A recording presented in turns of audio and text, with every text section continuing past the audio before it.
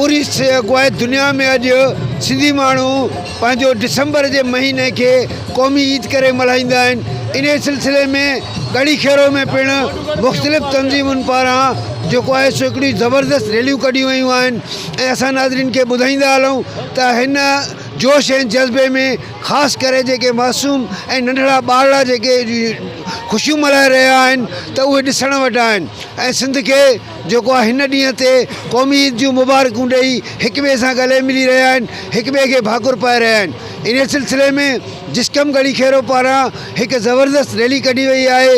अचो त रैलीअ में शरीक माण्हुनि सां जेको आहे दोस्तनि सां ॻाल्हि ॿोल कयूं था त हू हिन क़ौमी ॾींहं खे हिन क़ौमी ईद खे कीअं ॾिसनि था पिया।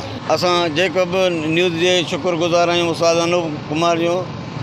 असांखे ईअं लॻे थो असांखे ॼण ईद जी ॾींहुं आहे, ख़ुशी जी ॾींहुं आहे। असां सभु सिंधियुनि खे अपील कयूं था त अचो असांजो सकाफ़त आहे, कल्चर डे आहे, सभु गॾु थी ऐं अक़वाम मुतहिदा खे ॿुधायूं त असां सिंधी पाण में गॾु आहियूं।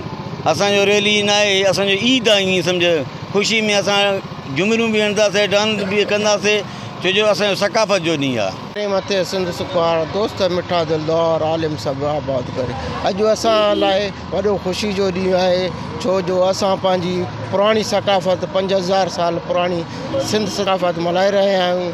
असां सभिनी पूरी सिंध में जिते भी सिंधी रहो था उन कुंड कुर्छ में उन्हनि खे असां क़ौमी ईद सिंधी ईद जी मुबारकबाद पेश कयूं था।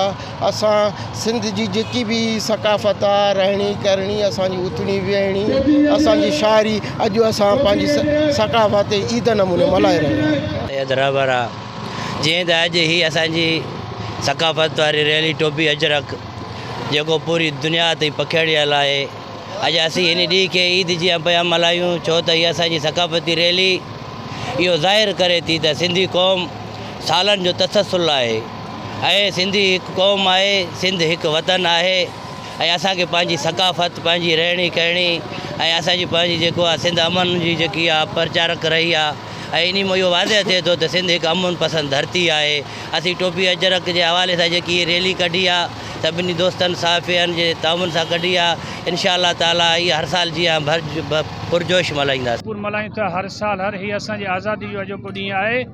जीअं त कल्ह निगरान गवर्नमेंट 52,000 एकड़ ज़मीन सिंध जो धारनि जे हवाले कयो आहे गैर क़ानूनी।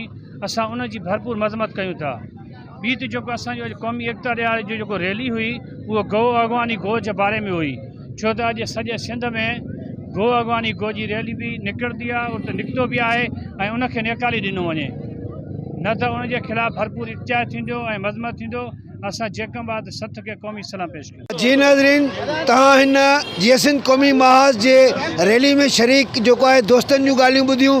हुननि जो चवणु आहे त दिसंबर महीनो असांजे लाइ हिकिड़ो ईद जो ॾींहुं खणी ईंदो आहे जंहिंमें सिंधी क़ौम पूरी दुनिया में जेको आहे मुतहद थी बिना कंहिं रंग नसल ऐं मज़हब जी भेदभाव खां सवाइ हिन ॾींहं खे ईद वांगुरु मल्हाईंदा आहिनि।